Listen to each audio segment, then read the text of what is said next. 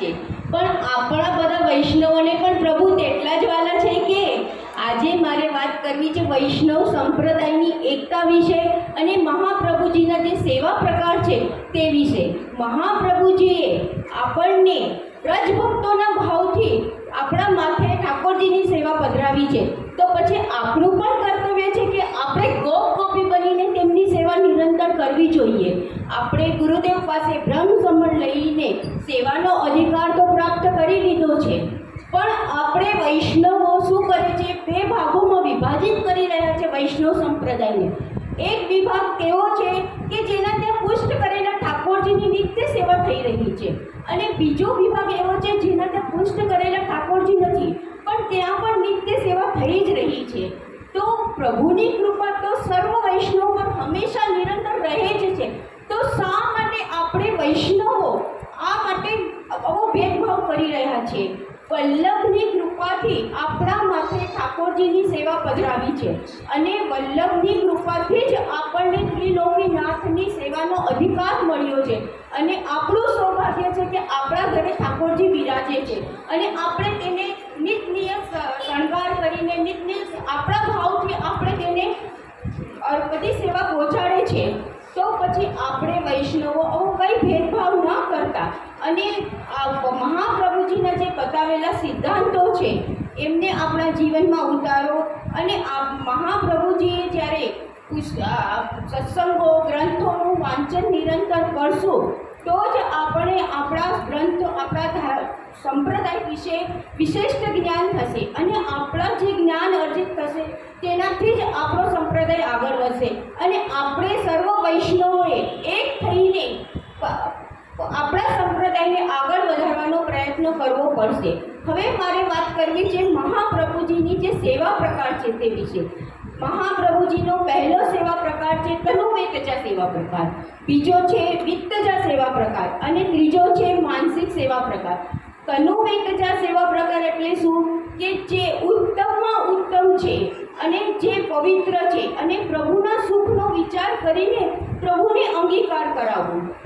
આપણને પ્રભુએ 5 જ્ઞાન ઇન્દ્રિય, 5 કર્મ ઇન્દ્રિય અને 11મું મન આપ્યું છે.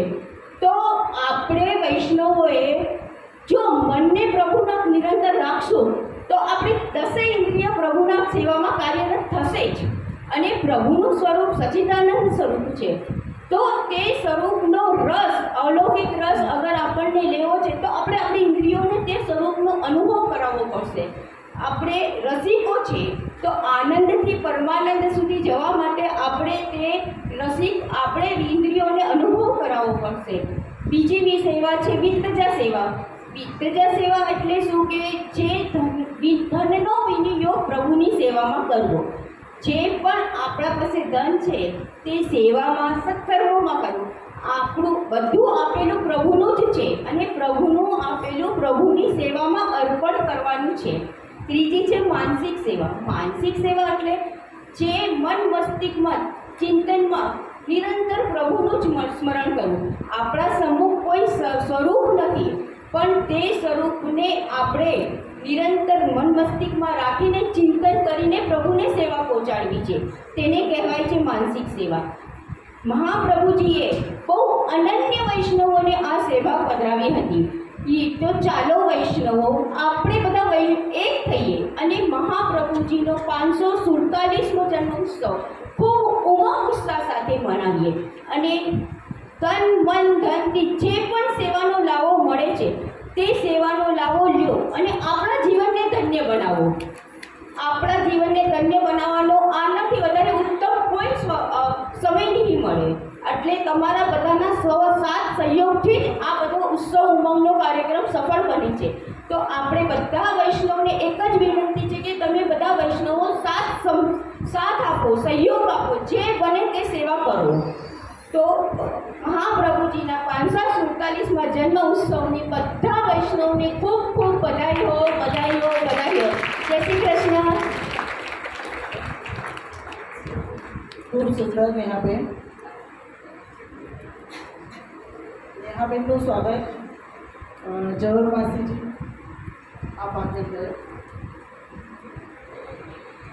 और जैसे कि नेहा बहन ने बताया कि सेवा प्रकार जो बताए, तो अपने मन में कोई डर ना रखे, श्री ठाकुर जी को अपने माने विराजने के लिए आदि शक्ति दीजिए।